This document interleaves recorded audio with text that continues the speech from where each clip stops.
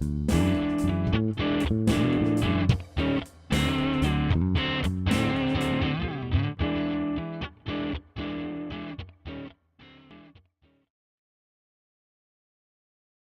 storytelling is, according to the encyclopedia, this is Wikipedia, a relatively new term for a concept where everyday people use digital tools to tell their stories. So let's have a look at one, and you'll see how they work.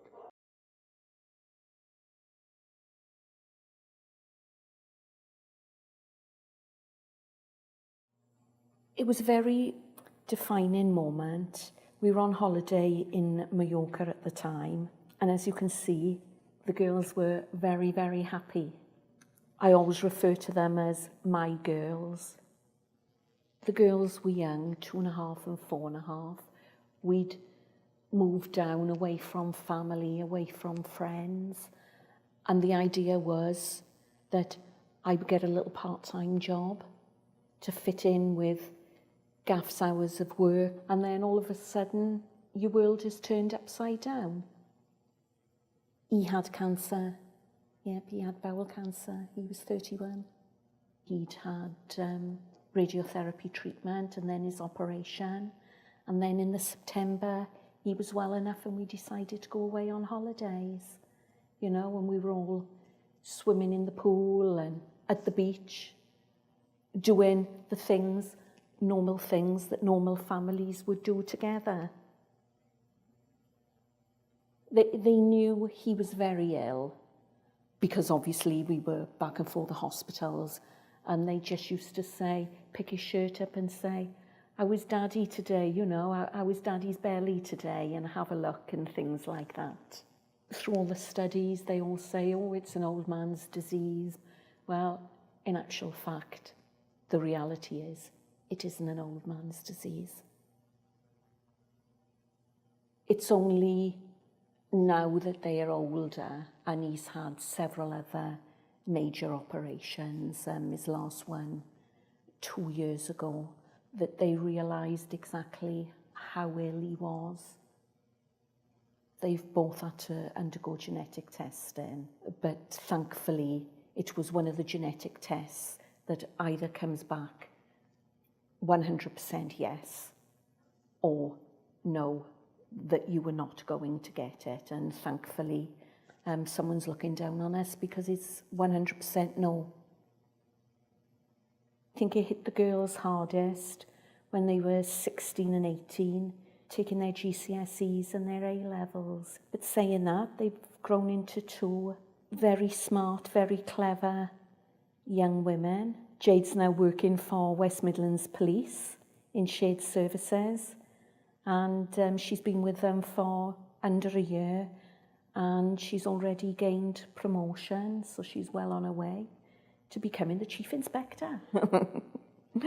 And Carly, oh gosh, little social butterfly. She's coming to the end of her 3rd year sociology degree in Liverpool, but they're still my little babies. So that's a digital story, produced in a workshop by an ordinary people, not professionals, not highly skilled, not artists. And I'll take you through the process of how they're produced, and then show you how we've kind of adapted that for our project. The history of it goes back to 1970s and 80s. A guy called Dana actually, who eventually teamed up with Joe Lambert, and they set up this Centre for Digital Storytelling in Berkeley. It's now called the Story Centre. It's very active today. And this is what they wanted to do. They wanted to challenge the notion that art should be reserved for the gifted and professional, and that everybody had a story and everybody had a right to tell their story. And this predates YouTube. This was well before YouTube came on board and you got the mass distribution of videos. It was introduced to Wales by a guy called Daniel Meadows with an interesting title, Lecturer in Participatory Media and Photography, Cardiff University. In the 70s, he used to drive around the UK in this bus, which was a dark room at the bottom, and he lived in the top. So he was always about trying to challenge the top-down industry approach and try to shake it up from the bottom upwards, from the people upwards. So he set up a project in Wales based on his experience of working in California, and the BBC, he sold it to the BBC, became a creative director, and between those 7 years, 2001, 2008, they held workshops all around Wales where they taught people a bit of script writing, a bit of picture editing, a bit of sound recording, performance skills, using very basic tools. And I'll show you some of the tools in a minute. And altogether, they produced about 400 digital stories over that 7-year period, which are now archived on the BBC Wales website. Meadows had this concept that a digital story should be about 250 words, 12 pictures, 2 minutes long. This is what he was trying to create, little poetic stories from the people. So let's show you one of the stories from Wales. I have to preface this by saying that Nan I have 2 is nines. Nan, grandmother. 1 nine's in my memory, and the 9 I have now has lost hers. Both 9s are beautiful and funny and sharp when they're annoyed. But the difference is that one remembers my name and the other doesn't. But memory is a funny thing. If you sing a Welsh hymn to my 9, she will not only remember the words, but she will also remember where and how to sing alto, but doesn't remember how to brush her teeth. My 9 remembers her father's full title, Captain George Griffiths with an S, but often forgets her own name. My 9 remembers that she wants a cup of tea with lots of sugar, and she will only drink it from a china cup, but doesn't remember that she's a 9 to me and a mam to my mam. The 9 in my memory brings me a flake and a crunchy from Woolworth Porthmadog every time she and Tide come to visit. I remember sitting on the boiler in the kitchen and waiting for the grey car to arrive and 9 proudly stepping out, always so smart. She would only wear Marks and Sparks, had her hair done every week, and wouldn't leave the house without a little lipstick and powder. The 9 in my memory would only ever have her sweet tea from a china cup. I suppose some things don't change. Not long before the 9 in my memory became the 9 I have now, she sat me down and stroked my hair. She told me she was getting old and was starting to forget things, but that no matter what, she would always love me.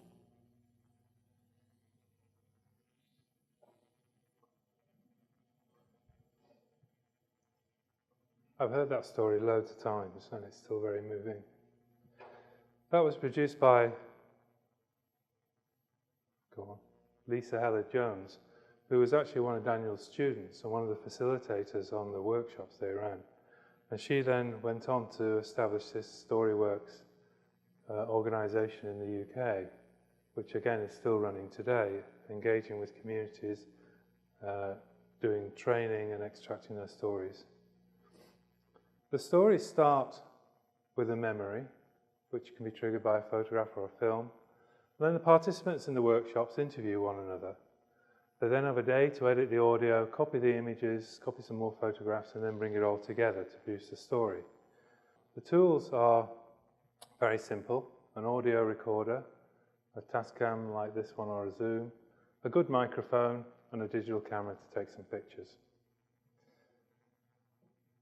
And then we use software Audacity, which is an open source free software for editing the audio, a bit of Photoshop Elements or something similar to edit the pictures and resize them, and then Premiere to bring it together to make the finished film. So the whole process is relatively straightforward. It was inspired by the fact that digital technology brings those tools to you. You can use them on your kitchen table, Daniel Meadows described it. So I wanted to use this kind of technique to illustrate the work of this Phoenix project that we're involved with. It's a Cardiff University project where there's a collaboration between our university and the University of Namibia in Southern Africa, aimed at reducing poverty and promoting health and addressing the United Nations Sustainable Development Goals. And what I wanted to do was illustrate some of the challenges that are faced by the Namibian community and then populate the website with these short stories. So there's one about cycling This is a PhD student, Lucy's story. She talks about how she got involved in the project and what she's trying to do. So I'll just quickly run through what makes a good story. You need a good beginning to catch the listener's attention. You need to draw the listener in. You have to tell the story in the middle, and you need a good ending that leaves you thinking or takes you back to the beginning to close the circle. And the key to getting the story is the interview. You develop a list of questions. And there's this thing that if you're interviewing somebody, you try to get them to sort of say the question back to you when they start their response. You don't need to do that. You really don't need to do that. But the questions need to be very gentle. Tell me about your experience. Tell me about your project. Tell me about the challenges you face in Namibia. Tell me about the difficulties you face going to school. So it's a very gentle conversation. You share the questions beforehand, but then you don't refer to them in the interview. You put them away. And basically what you're having is a conversation. You introduce some ground rules. So during the conversation, I'm not allowed to say yes, yes, I agree, whatever. It's just silence. So you need to tell them that first. And then you need to listen and adapt to what's being told to you. And if you pick up on something, then go back to it. Oh, tell me a little bit more about the challenges of coming from a village. And then at the end of the interview, you can review the questions and see if there's anything missed out. And then we record a little bit of room silence for putting in spaces. We take the audio interview into Audacity, and that's what you get at the top. And Audacity has a labeling program, a labeling track, where you go through, you listen, and you write down what's being said at each point. Now, it looks a bit overwhelming there, but you magnify it up, and it works quite well. So you can identify spots where the story's going to unfold, and you can edit it down to single words or sentences.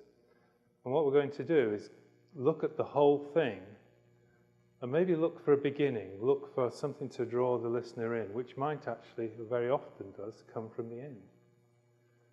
And then you start copying and pasting from the top line into a new audio track, and then you produce your audio. This is sort of space for room silence, just give a little bit of pace to it.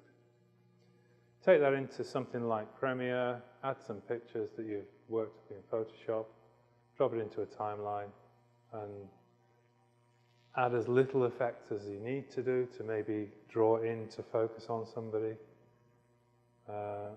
speaking, or some particular point in the story, but use it to a minimum effect as possible.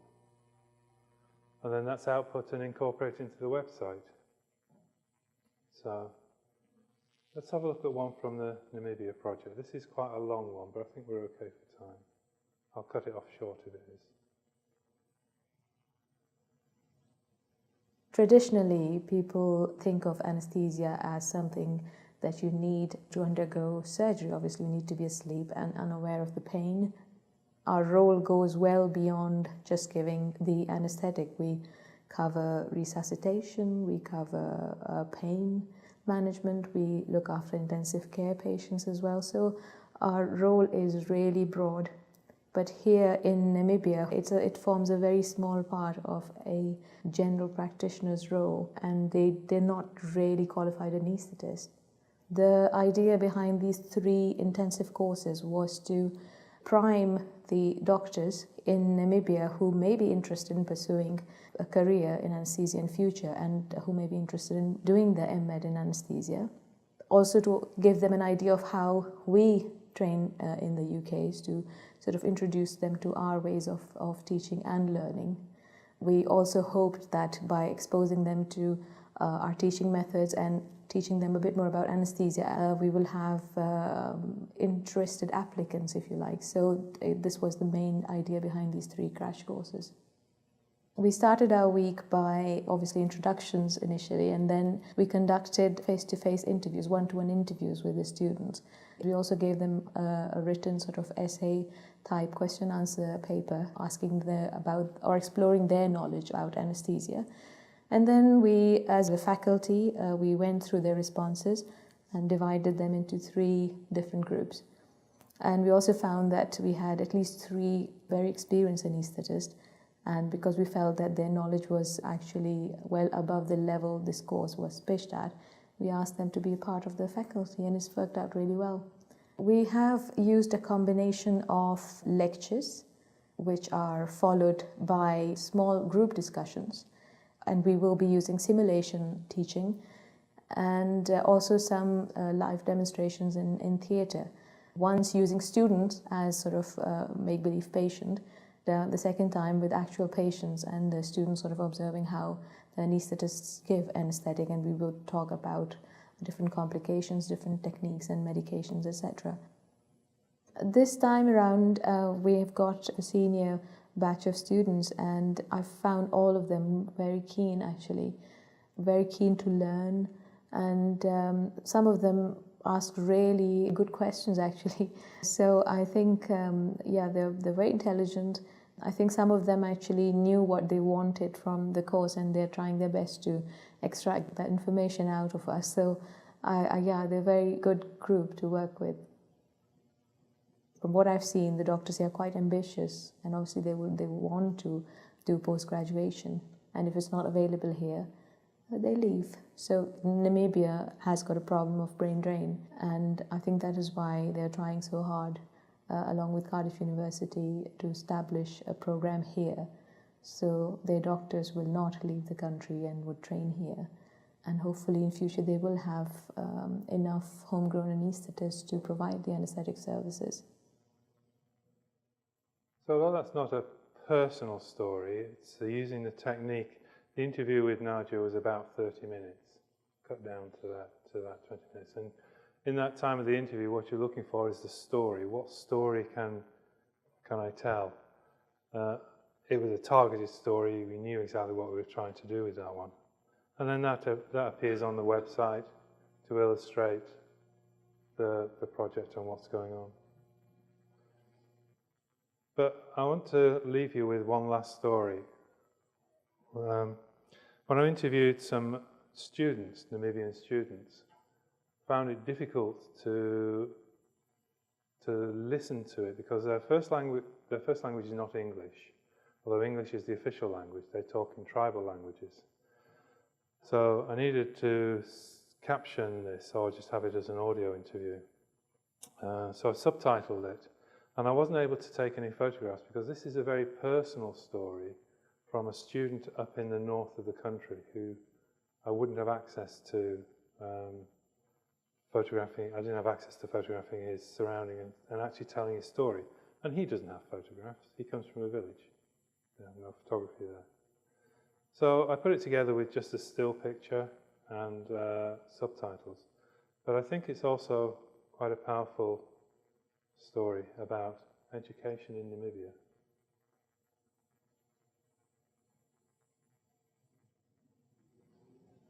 My name is Michael Shikemeni. Currently, I'm a study student at the University of Namibia. I'm studying a Bachelor of Science in Computer Science. In addition, I'm a part-time programming tutor. I think education is just the key to the success life. So I schooled in the village. It's not that developed, so there's no electricity. So life in the village is a bit difficult. I didn't know any computer. When I was in grade 12 high school in a town, they realized that we also need to get introduced to computers since we are about to get to universities. We only started in the last term, the third term, and we were only taught not more than 5 times. So I didn't know more on computers. It's just how to switch it on and off, how to set up an account and log in, and I didn't do much. In grade 12, I was 18 by that time. In 2011, when I finished my grade 12, I went for computer basics. I was introduced to the principles of information technology and to Microsoft and word processing. The reason why I chose computers only that it's just fun. I ever wanted to be a computer programmer. And it's just fun to play around with codes and whatever. Not only that, I'm a business-minded guy, so I always thought to get a course that will lead me into a business. In 5 years' time, I think I'll be in the industry by that time. So I would love to find myself as a professional programmer. So I would love to be a programmer in 5 years' time.